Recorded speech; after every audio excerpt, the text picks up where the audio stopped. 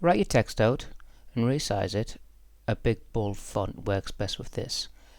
Give it a fill color of white and go to type and create outlines.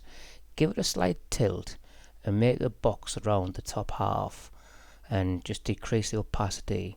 I'm just checking to make sure I've got the box where I want it. Highlight everything and with the shape builder tool get rid of all the white bits and then drag across the top and the bottom of the word like that, and then group the top and bring back the opacity, and then do the same for the bottom and holding shift drag to the left a little bit until you get the chop effect. Highlight the top bit, give it a gradient, and you want the gradient to go from top to bottom, white on the top and black on the bottom until you're happy, and then you should have an effect like that.